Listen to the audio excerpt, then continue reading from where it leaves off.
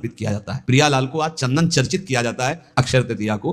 तो सबसे बड़ी शीतलता प्रदान करने वाली होती भजन वृत्ति। हमारी तो आंतरिक बात है कि खूब आज भजन करो, उसका दान करो, तो उसका कई गुना फल कर आपको लाभ मिलेगा। पूरे विश्व को दान करो, जितना आज भजन करो उसके बाद कहो हे प्रभु पूरे विश्व स्वरूप में आप हो, आपको ये भजन देते हैं, सबका मंगल हो, सब निरोग हो, सब सुखी हो। वो जाएगा कई गुना बढ़ करके पूरे विश्व का सुकृत लेके आपके पास आएगा। इसलिए भगवत प्राप्ति होती है उन संतों को जो अपने लिए भजन न करके जगत के लिए भजन करते हैं। पर इसके लिए हिम्मत चाहिए। बोले सुबह से उपवास के भजन हम कर रहे हैं, हम पूरे संसार को भजन दे दें। तो जब आप पूरे संसार को देंगे तो पूरे संसार का सुकृत आपके पास लौट करके आएगा, तो आप बहुत बड़े सुकृतवान, बहुत बड़े कृपा पात्र हो जाएंगे। भगवान का आज जितना नाम जप करोगे कई गुना बढ़कर लाभ मिलेगा। अक्षय आज माना जाता है, जितना दूसरों को सुख पहुंचाओगे उतना ही वो आपका कई गुना बढ़कर, जिसे दान कहा जाता है, जिसे पुण्य कहा जाता है। सबसे बड़ा दान किसे कहते हैं? सबसे बड़ा दान जिसके आगे कोई दान न हो, नाम दान। इससे बड़ा कोई त्रिभुवन में दान नहीं।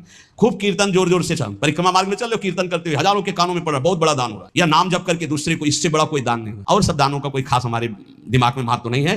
श्रवणम कीर्तनम ध्यानम हरे अद्भुत कर्मणाम। भगवान की लीला का दूसरों को श्रवण कराने को कहा गया है। भूरिदा जनाओ, सबसे बड़े दानी जो भगवत चरित्र गान से भगवान नाम कीर्तन सुनाते, भगवत ध्यान में लगाते हैं। ये बिल्कुल आजकल बहुत संभल करके रहना है। आज अक्षय तृतीया तुम्हें जगह जगह हलवा पूरी सब बटते मिलेगा। होश में सत्संग अगर याद हो तो याद है, सत्संग बहुत कुछ बटेगा, लेकिन तुमको क्या लेना है? राधा नाम या ठंडाई या हलवा? देखो आज परीक्षा है तुम्हारी, आओ लाओ, तो ये चलेगा या आओ राधा राधा, जरूरत है तो 10 रुपए और निकाल के वहां रख दिया, ले और चीनी मंगा करके बांट देना दूसरों को। हम तो सत्संग सुन करके आए हैं। अक्षय तृतीया आज उपवास करेंगे, आज पानी भी दूसरे के द्वारा नहीं दिया पिएंगे। सुना, सब रास्ते वो बताए और बचने के भी रास्ते बताए। आज है अक्षय तृतीया, आज करो उपवास। एक टाइम शाम के भोग लगा करके श्री जी का रूखा सूखा घर में पा लेना, बाहर पानी भी मत पीना, मौन, खूब नाम जप करो। वैसे आज के दिन कहा जाता है दान पुण्य करे तो बहुत लाभ मिलता है। तो क्या दान करो? सर्वभूत दया। आज मैं नाम जप करूंगा और अपने नाम का सब पूरे भारतवासियों को, विश्व को दान करूंगा। सर्वे भवन्तु सुखिनः, सर्वे सन्तु निरामया, सर्वे भद्राणि पश्यन्तु मा कश्चित् दुःखभाग्। आज उपवास करूंगा और समस्त प्राणियों के दुखों का नाश करने के लिए उसका फल दान करूं। ये सत्संगियों का ये होता है। ठीक है, उपवास, शरबत, ठंडाई, हलवा, आओ आओ, तुम क्या कहोगे? राधे श्याम, प्रणाम किया, चल दिया। वो देते भी हैं और वो बचाते भी हैं। आपको ऐसे चलना है। हमारे प्रभु का तो सब कुछ है, लेकिन आपको कैसे चलना है? जो यज्ञ है, दान है, तपस्या है, अथवा जप है, सदाचार पालन है, स्त्री पुत्र घर मकान, जो भी आपके पास प्राण धन जो भी है, सब का सब भगवान के चरणों में समर्पित कर दे, इसका फल होता है भगवत प्राप्ति। यज्ञ दान तप अथवा जप सदाचार पालन, स्त्री पुत्र घर, अपना जीवन प्राण सब कुछ भगवान के चरणों में समर्पित कर दे। इसका मतलब क्या होता है? इसका मतलब होता है नाथ सकल संपदा तुम्हारी, मैं सेवक समेत। घर भी तुम्हारा, पत्नी भी तुम्हारी, पुत्र सब कुछ तुम्हारा, लेकिन उसे आप केवल भगवत भाव में रखिए। हे प्रभु मैंने ये सब कुछ आपको समर्पित कर दिया, और नाम जप कर दिए तो निश्चित भगवत प्राप्ति हो जाएगी। जिन संत पुरुषों ने सच्चिदानंद स्वरूप भगवान श्री कृष्ण का साक्षात्कार कर लिया है अपने हृदयेश्वर के रूप में, ऐसे संतों का संग करे और समस्त प्राणियों पर सेवा करे। समस्त प्राणियों में विशेषकर मनुष्यों की, मनुष्यों में विशेषकर परोपकारी सज्जनों की, और सज्जनों में भी भगवत प्रेमी महात्माओं की यदि सेवा मिल जाए तो निश्चित भगवत प्राप्ति हो जाए। खूब नाम जप करना, अक्षय खूब नाम जप करना, ए मस्त रहो। भगवत प्राप्ति हमारे निश्चित है, क्योंकि हम श्री जी की शरण में हैं। मेरी महारानी श्री राधा रानी, जो दूसरों को भी भगवत स्मरण कराता है, खुद भगवत स्मरण करता है। अब एक ने कटाक्ष किया इस बात पर कि आप एक जगह बोलते हैं अपने भक्ति को छिपा के रखे, एक जगह कहते हैं दूसरों को भी नाम स्मरण कराइए, खुद स्मरण कीजिए। तो आपकी इन दोनों बातों का मिलान नहीं बनता। तो इसका मतलब क्या है? देखो तुम्हारी बहुत छोटी बुद्धि है, उससे तुम पकड़ नहीं पाते। अपनी महिमा प्रभुता छुपा के रखो, भगवान की महिमा प्रभुता को गाओ। छिपाने के बाद क्या कहेगी? आपका जो भागवतिक संबंध है उसमें जो आपको अनुभव हो रहा है, कृपा का, जो दुलार का, जो आपकी साधनात्मक उन्नति का, उसे छुपा लो। लेकिन भगवान की महिमा स्वयं गाओ, दूसरों को गाओ, भगवान नाम स्वयं जपो, दूसरों को जपाओ। ये अज्ञान के कारण तारतम्य को नहीं बैठा पाते। अच्छा है पूछ लो, जिससे तुम्हारा संशय चला जाए। रोका जाता है कि अपनी भक्ति को छिपा के रखो। क्या भक्ति का स्वरूप? जो आपको दिव्य अनुभव हो रहे हैं उनको मत बोलो। आप ऐसा साबित मत करो। दूसरे को नाम जप करो, दूसरे को भगवत चर्चा सुनाओ, दूसरे की भागवतिक उन्नति चाहो और भगवान का यश गाओ, तो आपकी आध्यात्मिक उन्नति होगी। अपनी उन्नति के जो आपको अनुभव है उनको छुपा के रखो, उनको समाज में व्यक्त मत करो। उसे कहा जाता है छुपाना। अब उसके हृदय की एक विलक्षण स्थिति होती है, वो कभी भगवान के चिंतन में ऐसे डूबता है कि अभी तक भगवान नहीं मिले, क्या करूं, कहां जाऊं, किससे पूछूं, मुझे कैसे भगवत प्राप्ति हो। अब वो चिल्ला चिल्ला कर रोने लगता है। क्वचित रुदत्य अच्युत चिंतया, भगवान के चिंतन में इतना डूबा, कैसे मिलेंगे, और चिल्ला चिल्ला कर रोने लगा। कभी वो भगवान की ऐसी लीला स्फूर्ति हो जाती है, वो देखता है परम ऐश्वर्यशाली भगवान, यशोदा मैया छड़ी लेकर के दिखा, तूने मिट्टी खाई, भगवान डर रहे, ऐसी लीलाएं स्फूर्ति होती है। वो कभी खिलखिलाकर हंसने लगता है, कभी भगवान के दर्शन के आनंद की उन्मत्तता में वो नाचता है, कभी लोकातीत भाव में भगवान के सामने गीत गाता है, भगवान से बात करता है। इस प्रकार उसकी दिव्यता, दिव्य भावों की जागृत हो जाती है। तो उपासक नाम जप करे, भगवत चर्चा सुने, और ऐसे लोगों का किसी भी तरह के कोई चमत्कार से प्रभावित ना हो, जहां प्रभु का नाम, प्रभु का रूप, प्रभु की लीला, प्रभु का धाम की महिमा का गान ना हो, बिल्कुल बच के रहो। कलयुग की आंधी चल रही, सच्ची मानिए, नाम जप से ही ब्रह्मबोध होता है, नाम जप से ही भगवत प्रेम होता है। नाम जैसा कोई महान धन नहीं, नाम जैसा कोई मित्र नहीं, नाम जैसा कोई तीर्थ नहीं, नाम जैसा कोई अंगरक्षक नहीं, नाम जैसा कोई अंगरक्षक नहीं। नाम पहारू दिवस निसी, ध्यान तुम्हार कपाट। रात दिन नाम जप कर रहे तो नाम कब पहरा, कोई बाल बांका नहीं कर सकता। खूब नाम जप करो, बचाओ, ऐसे पर्वों में अपने को बचाओ, दूसरों के दान पुण्य से बचो। कुछ भी नहीं लेना, प्रणाम भी किसी का नहीं लेना। कोई प्रणाम कर रहा है फौरन प्रणाम करो, वो पंचांग कर रहा है आप सर झुका लो। किसी का प्रणाम नहीं, किसी का कोई प्रतिग्रह नहीं, किसी की कोई सेवा नहीं। ऐसे अवसरों पर खूब भजन करके अपने को बढ़ाया जाता है। ऐसे अवसरों में कई गुना लाभ मिलता है भजन का, भजन से बढ़कर कोई लाभ नहीं। हाँ, जैसे हमें प्यास लगी, विरक्त है, तो हम पानी पी लेते हैं, लेकिन देखते हैं आसपास वहां दोना पत्तल पड़े हैं तो हम उठाकर साफ कर देते हैं, मुक्त हो गए। हम उस ऋण से मुक्त हो गए जो हमने जल पिया। वहां आसपास देखा थोड़ा दोना पड़े जहां शरबत पिलाया जा रहा है, उनको साफ कर दिया, थोड़ी सेवा कर दी। चतुरता यही। किसी का प्रति, कल आप सुन रहे थे, जिसने कभी जीवन में किसी का प्रतिग्रह दान नहीं लिया है वो कई जन्मों की स्मृति को प्राप्त हो जाएगा। जो यम का पालन करता है, जो किसी से चोरी नहीं की, कभी कभी झूठ नहीं बोला, जो ब्रह्मचर्य का पालन करता है, शरीर को पवित्र रखता है, किसी का प्रतिग्रह, वो त्रिकालज्ञ हो जाएगा। भूत भविष्य वर्तमान सब ज्ञान उसको हो जाएगा। बोले हमें क्यों नहीं हो रहा, तो आप इन्हीं में त्रुटि है, देख लो, इनको सुधार कर लो। ब्रह्म ऋषियों की वाणी कभी मिथ्या नहीं होती। तो जितने सत्संगी जन है, सबसे प्रार्थना है आज खूब नाम जप करो, वैसे रोज जप करो, लेकिन आज विशेष जप करो और किसी का भी कोई प्रतिग्रह दान सेवा स्वीकार ना करो। आज उपवास कर लेना, भंडारा भी होगा, शरबत भी बटेंगे, हलवा भी बटेंगे। आपको होश में रहना है, बिल्कुल होश में। हम ही बोल रहे हैं, हम ही करवाएंगे। हाँ, दोनों बातें देना, हम ही आपको देंगे, आपको हम ही मना करेंगे। अब देखते हैं लेने में हो या मना करने में हो, दो डिपार्टमेंट है। अगर जैसे तो भाई प्रसाद है महाराज जी का, ले लेते हैं तो ठीक है। तो ये क्या है, ये वाणी का प्रसाद है, ये अमृत प्रसाद है। ये प्रसाद अगर आप पकड़ लिए ना तो तुम्हें माया से निकाल देगा। जब कभी वार्ता करो तो बैठकर प्रभु की चर्चा ही करो। परस्परानुकथनम पावनम भगवत यसा, भगवत यश के बीच में हमारी जबान रहे। इधर उधर अनुकूलता प्रतिकूलता वाली बातें नहीं होनी चाहिए। जब परस्पर चर्चा, आज तो विशेष सावधान रहना, किसी की निंदा मत कर देना, नहीं अक्षय हो जाएगी, उसका बहुत बड़ा पाप लगेगा। आज मौन रहना, खूब नाम जप करना, दूसरे का पानी भी मत पीना, अपनी मेहनत से जो एक बार उसको उधर में डाल लेना, खूब भजन करना। ये अवसर आते हैं, देखो अपना तो रोज अक्षय तृतीया है, अपनी तो रोज अक्षय, हर मिनट अक्षय है। राधा अक्षय, ये कहा जाए अक्षय होगा क्या, हर समय अक्षय है। लेकिन ये हम उनके लिए कह रहे हैं जो संसार मार्ग के प्रति कभी कभी वृंदावन आए, कभी कभी ऐसे पावन तिथि पर्वों पर सौभाग्य मिलता है। किसी का मत खाना, किसी के भी द्वारा मत पीना, कोई भी पदार्थ देने पर। बिहारी जी के मंदिर में, राधा वल्लभ जी के मंदिर में जो मिले वो किनका ले लेना। और परिक्रमा लगाओ वृंदावन की, गिरिराज जी की लगाओ, जितनी तुम में सामर्थ हो। यमुना किनारे बैठकर नाम जप करो, वाणी जी का गायन करो, दूसरों की सेवा करो, मौन हो जाओ, एकांत, अपराध न बनने पाए। यही उठाते हैं जीवन को, यही लौकिक पौरलौकिक सब सिद्धियां संपत्तियां प्राप्त कराते हैं। इसलिए परस्पर अगर कोई बात भी करो तो भगवत चर्चा करो। जो भगवत चर्चा करने में संतुष्ट रहता है उसे भागवतिक कृपा से अनुपम शांति प्राप्त होती है। बोले शांति कैसे मिलेगी, भगवत चर्चा करो, शांति मिल जाएगी। स्मरंता स्मारयन्तश्च मिथौघौघहरं हरिं भक्त्या संजातया भक्त्या विभत्युत्पुल काम तनु। जो खुद भगवान का स्मरण करता है और दूसरों को स्मरण कराता है। अपने लोगों की तो पद्धति पहले भी बोले राधे राधे राधे राधे राधा राधा, तो हम जब बात करें तो पहले नाम उच्चारण। स्मरंता स्मारयन्तश्च, स्वयं स्मरण करें और दूसरों को स्मरण करावें तो प्रभु राशि राशि पापों का नाश कर देते हैं। ये पाप तो दुख देते। इस प्रकार साधन भक्ति का अनुष्ठान करते करते शरीर पुलकित हो जाता है, पवित्र। कैसा नौटंकी नाटक, अपने सनातन पद्धतियों का त्याग करके इधर उधर के बवाल में। अरे भगवान बुद्धि बचाओ, ये कलयुग का तांडव चल रहा है, बड़ा तांडव चल रहा है। श्रवणम कीर्तनम ध्यानम हरे अद्भुत कर्मणः। जैसे कोई कहता है ना कि भगवत आवेश आता है, हम उसका खंडन नहीं करते, क्योंकि भगवान की हर आफिस से कभी भी आ सकते, किसी के हृदय में भी आवेश करें। अरे भक्तों के हृदय में आवेश नहीं होता, कभी नरसिंह आवेश, कभी अमुक आवेश, तो देवी का भी आवेश आता। हम तो चरण वंदना करते हैं, लेकिन ऐसा आवेश नहीं आता भगवान कि उनको फोन का होश रहे। ऐसा आवेश नहीं होता कि 500 रुपया देने वाले के ऊपर हाथ रखा जा रहा है, दूसरे के ऊपर नहीं, ऐसा नहीं। ये सब लगता है फिर नाटक। हम मानते हैं हनुमान जी का आवेश आता है, मानते हैं देवी जी का आवेश आता है, आए ना, जब भगवान रहते हैं तो वो क्यों नहीं आ सकते, आवेश आ सकता है। लेकिन जिस समय आवेश होगा तो केवल भगवत आवेश हो, और जिस समय आवेश होगा तो त्रिकालज्ञ होगा, वो तुम्हारे भूत भविष्य वर्तमान तीनों काल को बता देगा, और वो उस समय भगवत आवेश में होगा, लौकिक कोई चेष्टाएं नहीं होंगी। तो इसलिए सावधान। अस्मात् शास्त्रम प्रमाणम श्रवणम कीर्तनम ध्यानम, परम मंगल की बात है। हरे अद्भुत कर्मणः जन्म कर्म गुणानाम च तदर्थे अखिल चेष्टिताम। ये सच्ची तुमसे हाथ जोड़ के कह रहे, प्रभु के नाम, प्रभु की लीला कथा श्रवण और प्रभु की सेवा के सिवा इधर उधर मत मन लगाना, नहीं तो जीवन बर्बाद हो जाएगा। ये सब केवल नाटक है भैया। पर्दे के बाहर कुछ है, पर्दे के भीतर कुछ है। नहीं नहीं, बिल्कुल नहीं। हम आपसे सत्य कहते हैं, खूब बड़े बड़े महापुरुषों का संग किए, कभी इतनी नौटंकी नहीं देखी महापुरुषों में, कोई नाटक नहीं देखा। सत्य बात है। श्रवणम कीर्तनम ध्यानम हरे अद्भुत कर्मणा, अद्भुत कर्म करने वाले भगवान श्री हरि का नाम जप करो, उन्हीं के गुण कीर्तन सुनो, उन्हीं का मंगल। बोले हम धर्म ट्रांसफर कर रहे हैं, हमारे धर्म सारी पता नहीं कहां का भोजन खा लिया कि बुद्धि भ्रष्ट हो गई, गर्दन कटा ले अपने धर्म में, उसे धर्मात्मा कहते हैं।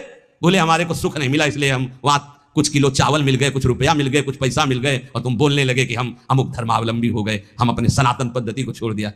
कभी जिंदगी में ऐसे नहीं। गर्दन कटवा दे, धर्म का स्वरूप समझो, तब भगवान प्रसन्न होते हैं। अपने धर्म के लिए सर्वस्व क्या जानते हो? हमारे सनातन धर्म को। हमारा सनातन धर्म आकाश की तरह है, हमारा सनातन धर्म वायु की तरह है जो सबका पोषण करता है। हमारा सनातन धर्म पृथ्वी की तरह है, चाहे जितना अपमान करो तुम्हारा मंगल ही करेगा। क्या जानते हो सनातन को? केवल वासनाओं को जाना, इधर उधर ढनकते घूम रहे हो। हे सत्संग का जो श्रवण करते हैं उनको कभी इन बातों पर बाहरी विश्वास नहीं करना चाहिए। एक और पद्धति चली है, पीछे से चली आ रही। बोले अंबाजी को बलि दे रहे हैं, वो बेचारा पशु कुछ जानता नहीं, उसको फंसा दिया, गर्दन काट दिया, नरक भोगोगे, नरक भोगोगे, पक्का कह रहे हैं, पक्का नरक भोगोगे। अंबाजी का सही नाम क्या है जानते हो? जगदम्बा। कहते हो ना जगत जननी, तो बकरे की जननी नहीं है। ऐसे साधारण अम्मा भी नहीं होती थी, जगदम्बा कैसे हो जाएगी? हे मूर्खो, अपने हाथ से काटा था अंबाजी ने जब जड़ भरत जी की बलि देने जा रहे थे ना, तो स्वयं भद्रकाली प्रकट होकर अपने समस्त उपासना करने वालों के गले काटे थी। ये बात ध्यान रखना, किसी जीव की हिंसा जगदम्बा को पसंद नहीं है। ये कैसी आज की भावनाएं चली हुई है। जगदम्बा या देवी सर्वभूतेषु शक्ति रूपेण संस्थिता, वो देवी है, वो अंबा है। कैसे यार बुद्धि भ्रष्ट हो रही लोगों। बचो ऐसे लोगों से। प्रसाद में अभक्ष पदार्थ देते हैं कि अंबाजी का प्रसाद है। अंबाजी का एक बात प्रसाद पा ले तो बुद्धि शुद्ध हो जाए और मोक्ष पद का अवलंबन करे। क्षुभित ना होना, वृंदावन मत छोड़ना। यहाँ के लोग तो बहुत कड़वा बोलते हैं, यहाँ के लोग बहुत ऐसा, और चल दिए। नहीं, बहुत घाटा हो जाएगा। कांटे में ही फूल खिलता है गुलाब। आसपास कांटों से बचा के फूल को ग्रहण करो। यहाँ बाढ़ लगी हुई है ऐसी, जल्दी प्रिया प्रीतम में आसक्ति नहीं होने पाएगी। बाहरी ऐसे कटुवचन, बाहरी ऐसा व्यवहार, बिल्कुल क्षुभित मत होना। कल एक संत भगवान आए थे, चर्चा हुई, उन्होंने कहा विक्षेप सहा नहीं जाता। उनका पिटाई हुई कभी? बोले अभी नहीं। अभी तो कुम्हार के हाथ ही नहीं लगे। 2-4 बार पिटते तब बात समझ में आती। अभी पिटे तो हो रहे, पिटे बिना जो पिट गया हिट हो, पक्का समझा। यहां जो जितना पिटा वो उतने यशस्वी होगा। ध्यान रखना, सहन करना। विक्षेप क्या चीज होती है? क्या चीज विक्षेप होती है? तुम्हारी मानी हुई अनुकूलता के प्रतिकूल भाव को विक्षेप कहते हैं। हमारी कोई अनुकूलता नहीं, जो प्यार करे सोई मोई भाव, तो विक्षेप नाम की चीज नहीं। हे जब 2-4 थप्पड़ लात जूता लगे, इसके बाद को बड़ी कृपा, तब समझ में आएगी कि साधना ठीक चल रही। आप थप्पड़ याद, ये लात जूता चला, और इसके बाद जब एकांत हुए तो आपका हृदय शीतल हुआ। जय हो बिहारी, जय हो राधा वल्लभ लाल की। बड़ी कृपा की प्रभु, कोई बहुत बुरा प्रारब्ध था, निपटा दिया नाथ, बड़े कृपालु हो। ऐसा चिंतन आवे तब माना जाएगा आपकी साधना। बोले मानापमान कोटि भी, करोड़ों प्रकार से तुम्हारा अपमान हो तो भी क्षुभित नहीं होना, और करोड़ों लोग मान करे तो हर्षित नहीं होना। नहीं होगा, ये नहीं होगा। यदि वृंदावन का आश्रय लियो, रसिकों का संग करते हो, प्रियालाल में थोड़ा भी नाम जपने का भाव है तो सामर्थ्य आने लगेगी। ये बहुत ऊंचाई में बैठ गए हो, अपने तो सबसे मिलते हैं ना। पता चलता है 50-50 वर्ष हो गए, अभी साधना का स्वरूप नहीं जाना। प्रभु अभी चित्त का समाधान नहीं हुआ, भगवत प्राप्ति तो बात जाने दो। और सत्संग सही मिल जाए तो बच्चे में चित्त का समाधान हो गया। बच्चे में जो 50-50 वर्ष साधना में नहीं, वो एक बच्चा आपको बता सकता है कि आपका साधन क्या है, आपका साधन क्या है, आपका साध्य क्या है। बस एक ही ठसक से निकलेगी, हमारी महारानी श्री राधा रानी, हमारी महारानी श्री। पक्का समझो, जो तुम्हें मिला है ना, ये वृंदावन रज रानी और रसिक जनों की अपार कृपा से मिला, ये सब साधनों का सार है। मानापमान कोटि भी क्षुभितात्मा समस्त निरपेक्षा। कभी भी क्षुभित ना होना, तुम्हारा मान अपमान हो। मान में क्षोभ हर्ष होता है, खूब मान हो रहा है तो हर्ष होता है। वो डरेगा अपमान से, ये डर हटा दो। मान को स्वीकार न करो तो अपमान का डर नहीं होगा। बहुत बड़ा डर होता है सम्माननीय पुरुष को निंदा का। जो मान को ग्रहण करता है अपमान से भयभीत होता है। जो मान अपमान को धूल समझता है वही भगवान के मार्ग का पथिक होता है। न मान में हर्ष, ना अपमान में शोक। लेकिन बातें बनाना, प्रवचन करना सरल है, जब अपमान होगा तब छाती में ऐसी कोई मशीन नहीं है कि नाप के दिखा दिया जाए। नहीं, उस समय देखो क्या उथल पुथल होता है। वही मुझे प्राण प्रिय है जो ना किसी को उद्वेग देता है, ना किसी के उद्वेग देने पर उद्वेगित होता है। वो महान भागवत है। देखो कसौटी में कसो, दंडवत प्रणाम, यश वाह वाह जय हो, कैसा लगता है? पाखंडी नाटक करता है। फिर कैसा लगता है? अगर दोनों में अंदर ठीक एक ही, बिल्कुल एक ही जगह सुई है, राधा राधा राधा, तो करेक्ट है। और अगर सुई हिली डुली तनिक भी, तो इसका मतलब मानापमान का प्रभाव पड़ता है। मानापमान का जब तक प्रभाव पड़ेगा तब तक आपकी स्थिति अध्यात्म में ठीक मानी नहीं जाएगी। निर्माण अमोहा जित संग दोषा, अध्यात्म नित्या विनिवृत्त कामा, द्वंद्वैर विमुक्ता सुख दुख संगई। बोले वो तो लगता है विक्षेप जब होता है तो बुरा लगता है। किसको बुरा लगता है? इस बात के साधक हो, किसको बुरा लग रहा है? बोले मन को। तो तुम मन हो क्या? साक्षी क्यों नहीं बने उस समय जब आपका सम्मान हो रहा था? हर्षित हो गए, अब भोगो अपमान का फल बुरा। अब आपके अंदर द्वेष आएगा, आपके अंदर बुरा भाव आएगा। सम्मान को नहीं भोगोगे तो लिख लो, अपमान बुरा नहीं लगेगा। राग आपका कहीं नहीं होगा तो द्वेष आपको कभी दुख प्रदान नहीं कर सकता। किसी सुख में सुखी नहीं हुए तो कोई दुख आपको दुख दे ही नहीं सकता। वही प्रसन्नता और आनंद को प्राप्त होता है जो सुख दुख समय कृत्वा, जो सुख दुख में समान भाव रखता है। समस्त निरपेक्षा, किसी भी व्यक्ति वस्तु स्थान की अपेक्षा मत रखो। इतने तो बनी जाओ यार, कोई अपेक्षा नहीं। मेरी प्यारी जो मेरे गुरुजी मुझे जैसे रखेंगे मैं वैसे रहूंगा, बिल्कुल किंचन मात्र भी अपेक्षा नहीं। एक इष्टाकार वृत्ति के सिवा हमारा किसी भी से अपेक्षा नहीं रहनी चाहिए। और अपेक्षा रखना ही बहुत बड़ी हानि है। जिंदगी में कभी कोई भगत नहीं बनना चाहिए अपना। पूरे विश्व में एक भी भगत अपना नहीं बनना चाहिए। सब श्यामा श्याम के भगत बने। आप श्यामा श्याम के, सब श्यामा श्याम के। अपने अंदर ये नहीं आना चाहिए कि मेरा कोई है, मेरे तो श्यामा श्याम दूसरो न कोई। यही निरपेक्षता का स्वरूप है। और ऐसे ही संतों की भगवान चरण रज लेने के लिए कहते हैं निरपेक्षम मुनिम। पहला है निरपेक्ष, तो समस्त निरपेक्षा, किसी की अपेक्षा नहीं। वृंदावन भूवि राधा नागर माराधे कदा मुदिता। श्री वृंदावन में आनंदित होकर, चाहे मेरा अपमान हो या मान हो, मैं राधा नागर श्री श्यामा श्याम की आराधना में तन्मय रहूंगा। और जो हमारा सुधार है उसको अहंकार रहित करते हैं।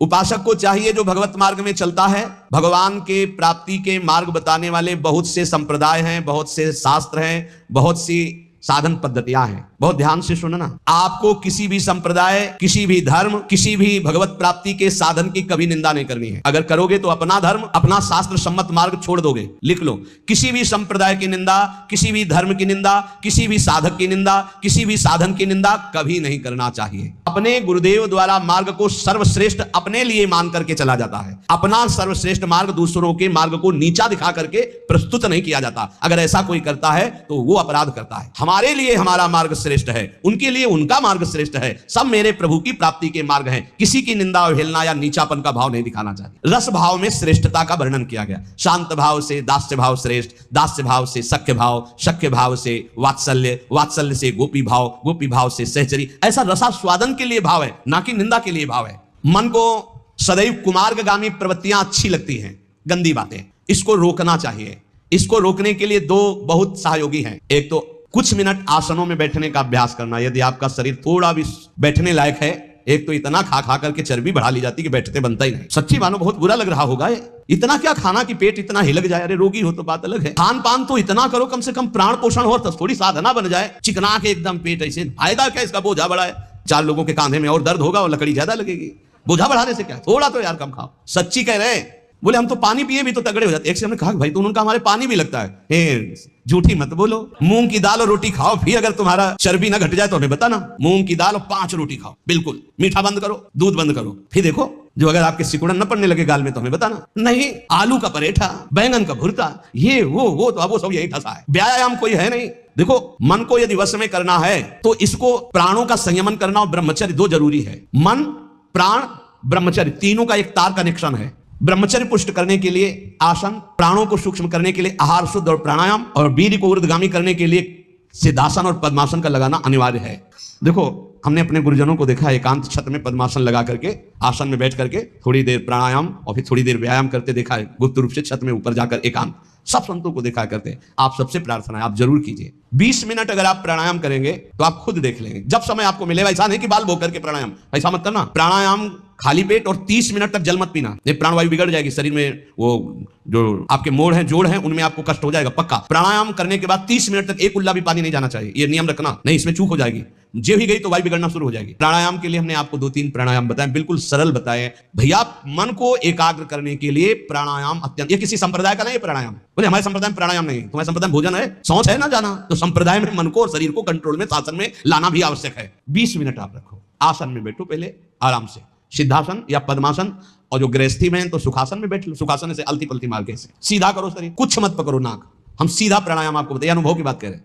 खींचा, नाम लेते हुए खींचा, खूब भर लिया वायु, बंद कर लिया। अब नाम जप करो, फिर नाक से छोड़ दिया। ये आंतरिक कुंभक बहुत बड़ा सहयोगी है भजन में, आप देख लीजिएगा। साय मच जाती मंत्राकार वृत्ति, ये आंतरिक कुंभक, इन्हीं के बलों से प्रकृति का वारसा है। सीधे बैठे हैं, कुछ पकड़ने धरने की बात नहीं करें। आराम से भरा, बंद कर, जितने सेकेंड आप रोक सको आराम से, फिर बिना कुछ पकड़े धरे ऐसे ही छोड़ दिया, फिर खींचा। 10 बार कम से कम करो। आप देखना इस प्राणायाम, ये हुआ आंतरिक कुंभक। एक बाह्य कुंभक, अब बाह्य कुंभक जो आप पहले वाले में भर रहे थे, अब निकालना है। पर रोक लिया, नाम जप कर रहे हैं, जितना रोका एकदम खींचा, फिर छोड़ दिया, बस छोड़ के फिर रोक दिया। इसे बाह्य कुंभक कहते हैं। आंतरिक कुंभक, बाह्य कुंभक, बिल्कुल सरल प्राणायाम। 10 बार ये और 10 बार वो, और एक 10 बार ये। इससे पकड़ा, खींचा, बिना रोके छोड़ दिया, फिर खींचा, फिर इससे छोड़ दिया। ये हम अनुलोम विलोम की प्रक्रिया से नहीं कह रहे, ये हम बिल्कुल मन एकाग्र करने के लिए कह रहे हैं। अगर ये 4 बार आप कर ले, 10-10 बार लंबा खींच के ऐसे, फिर आप देखो आपके दिमाग में क्या होता है। यही आपकी गुदगुदी प्रारंभ हो जाएगी आज्ञा चक्र में, और नाम और मंत्र अपने आप जपने में आपको सहयोग मिलने लगेगा। क्या जाता है, कोई पैसा लगता है? आपके कितने ऐसे अंग हैं आंतरिक जो संचलित नहीं हो पा रहे हैं, वही रोग पैदा करते हैं। और 10 मिनट आप दंड बैठक मान लीजिए। आपके पास ट्रेडमिल नहीं तो 2 किलोमीटर दौड़ लीजिए, फिर देखिए आपकी दिनचर्या कैसी बनती है। ये जरूर, प्राणायाम, ब्रह्मचर्य और मन तीनों का एक कनेक्शन है। प्राणायाम के द्वारा प्राणवायु का संशोधन, तो मन थोड़ा शांत, ब्रह्मचर्य ठीक, तो आपका परमार्थ बनेगा। कह रहे मनोवाक कर्म दंडम च सत्यम समदमावपि। मन को दंड दीजिए प्राणायाम के द्वारा, मन को दंड, मन पवित्र होता है। मौन के द्वारा वाणी को दंड दीजिए, मत बोलने दीजिए। बोलिए तो प्रभु की चर्चा सत्य हितकर बोलिए, नहीं तो मौन रहिए। और वासनाहीनता के द्वारा विविध प्रकार के कर्मों को त्याग दीजिए, वासना जनित कर्मों को। तो ये शारीरिक दंड होगा, मनोदंड, वाक दंड और कर्म दंड। सत्यम समदमा, सत्य बोलना, इंद्रियों का अपने गोलकों में स्थिर रखना, मन को मंत्र और नाम में स्थिर रखना, ये समदम कहलाता है। श्रवणम कीर्तनम ध्यानम हरेरद्भुत कर्मणः जन्म कर्म गुणानाम च तदर्थे अखिल चेष्टिताम। बड़ी भगवान की लीलाओं में सामर्थ्य है। भगवान के जन्म कर्म और गुण दिव्य हैं। बहुत से ऐसे अराजक तत्व बोलने लगे हैं, उनकी भाषाएं ना सुनी जाएं। भगवान रामकृष्ण को भगवान मानने के लिए तैयार नहीं है, उनके चरित्रों पर टीका टिप्पणी करते हैं, तो उनको भी साधु समागम नहीं मिला, बेचारे हैं और दसियों हजार लोग अनुयायी हैं। भगवान की ऐसी विचित्र लीला है कि विवेक का प्रयोग ही नहीं है। भगवान के पावन चरित्रों पर, भगवान की लीलाओं पर, भगवान के अवतार पर, भगवान पर कलयुग का प्रभाव बढ़ रहा है, अश्रद्धा पैदा की जा रही है। तुम राम राम तो कहो भी, देखो तुम्हें कैसा लगता है, ठीक से भजन तो करो, तुम्हें अपने आप समझ में आएगा। दशरथ पुत्र नहीं, वो चराचर जगत में रमा हुआ, तुम उसको जानते क्या हो? वो सब, वो दशरथ पुत्र भी है, वो जगत में जड़ चैतन्य भी है, सब कुछ वही है। वो निराकार भी है, वो साकार भी है। अभी तुम जानते क्या हो राम तत्व को या कृष्ण तत्व को? नहीं जानते हो। भगवान की पूजा, विग्रह सेवा का अवहेलना, भगवान के अवतारों की अवहेलना, बहुत जोर की ऐसी हवाएं चल रही, बेमतलब, बहुत बहुत विचित्र। कैसे तुम्हें बताएं? भगवान की अवहेलना, भगवान नाम की अवहेलना, भगवत धाम की अवहेलना। हाँ पक्का मस्त